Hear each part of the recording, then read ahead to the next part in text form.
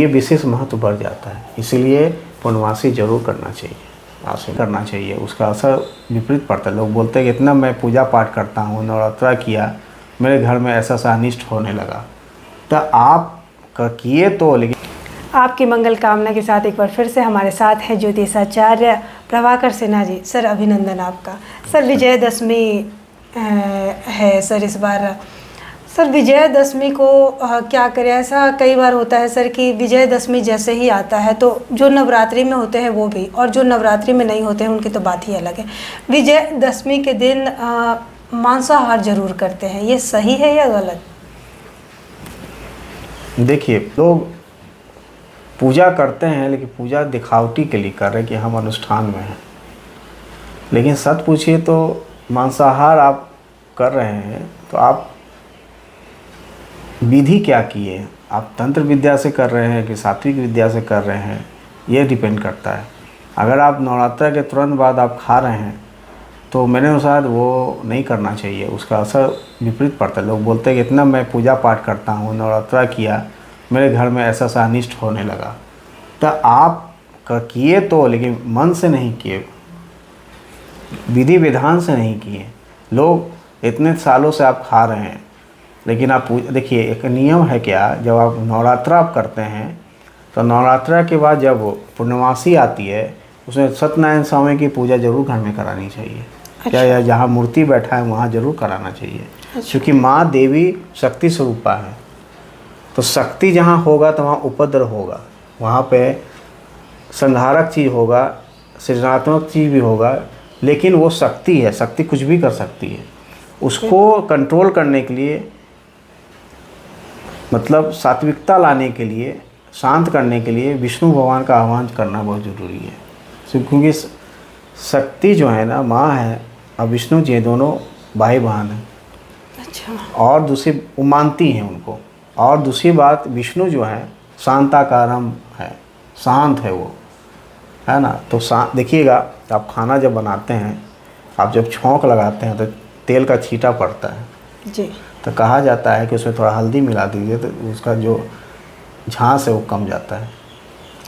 तो ये जो है, जो हल्दी है विष्णु का सूचक है, तो पीला जो है विष्णु का सूचक है। तो जो चीज़ जहाँ गर्म है वहाँ अगर आप हल्दी डाल दें तो वहाँ का जो उष्मा है वो कम हो जाता है। तो जो नवरात्रा करते हैं उनके उसके बाद शांति के लिए आपको ये सत्यनारायण स्वामी का जरूर पूजा कराना चाहिए पूर्णमासी के दिन। और जो करते हैं उनको जरूर बैठना चाहिए, उससे सिद्धि प्राप्ति होती है, घर में सुख शांति या बरकत की स्थिति बनती है। जी। विजयदशमी के बाद एकादशी आती है। हाँ। इस बार हमने सुना है कुछ विशेष फलदायी है, इसके बारे में देखिए, हमको ये लगता है कि विशेष क्या होता है, विशेष तो जब माँ ही आ गई तो सब विशेष है। बिल्कुल विशेष सब कुछ, मैंने हर तिथि विशेष है। ऐसा नहीं है कि एकादशी जो आई है, एकादशी का मतलब विष्णु जी का है।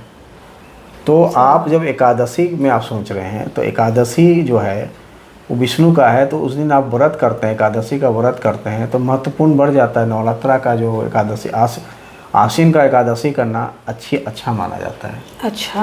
हाँ, तो अब तो एकादशी आश्विन हो गया, कोई भी महीना का एकादशी अच्छा ही होता है।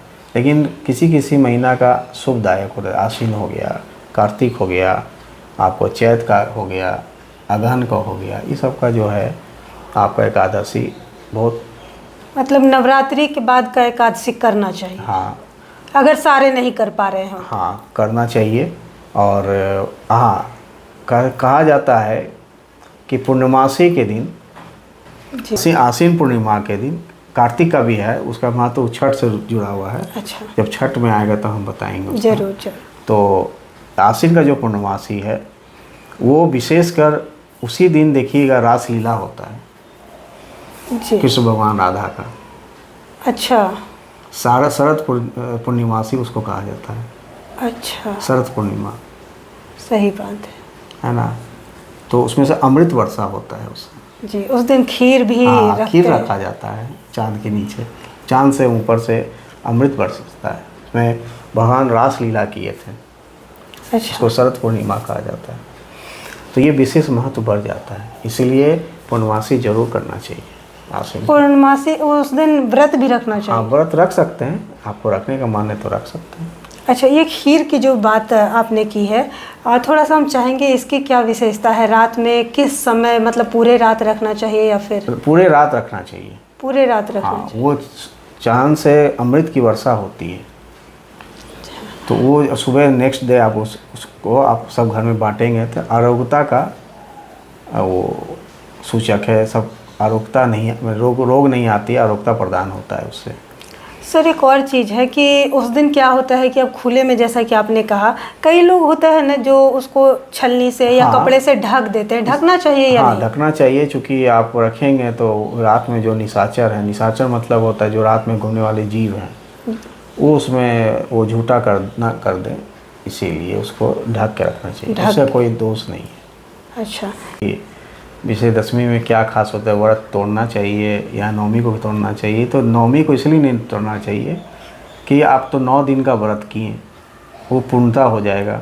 दशमी में इसलिए तोड़ना चाहिए क्योंकि आप विजयदशमी के दिन विजयदशमी नाम पड़ा, उसमें उस दिन माँ तारकासुर का वध की, तब विजयदशमी हुआ। अच्छा। और भगवान राम ने रावण को वध कर दशमी की देहनी किए थे। और दशमी जो है के दिन चारों दिशा, मतलब 9 दिशा का द्वार खुल जाते हैं ब्रह्मांड में, सृष्टि में। इसीलिए उस दिन आप गृह प्रवेश भी करते हैं तो आपके लिए शुभ मंगल होता है दशमी के दिन। अच्छा। हाँ, दशमी दिन कहीं भी आप यात्रा करेंगे, कोई तिथि नहीं देखना होता है, आप जाएंगे सर्व मंगल होगा वहाँ। कोई भी काम करेंगे सब आपका सर्व मंगल हो, इसलिए दशमी के दिन बहुत महत्वपूर्ण हो जाती है। अच्छा। हाँ, तो उस दिन राम जी जो है रावण पे विजय प्राप्त करके सीता जी को लाए थे। इसी के उत्साह से विजयदशमी मनाया जाता है। आप देखे होंगे पटना में भी और सब जगह आप देखते होंगे कि विजयदशमी के रावण लंका दहन होता है, रावण का वध होता है। तो उस दिन रावण को मार के सीता जी को अयोध्या लाए थे भगवान राम। सही बात है, बिल्कुल। तो इसलिए महत्वपूर्ण हो जाती है विजयदशमी, इसलिए नाम ही विजयदशमी। विजयदशमी, हाँ, इसमें विजय का ही मतलब ये होता है, सूचक है ये। तो बहुत महत्वपूर्ण दिन होते हैं विजयदशमी, इसलिए विजयदशमी दिन ही व्रत तोड़ना चाहिए। क्या बात है सर, तभी आप विजय कहलाएंगे, व्रत में आप विजय कहलाएंगे। बिल्कुल। क्या बड़ी अच्छी जानकारी दी सर, इसके लिए बहुत बहुत धन्यवाद आपका। हमारा ये वीडियो आपको अच्छा लगा हो तो ज़्यादा से ज़्यादा शेयर करें, कमेंट में जय श्री राम लिखना ना भूलें। धन्यवाद।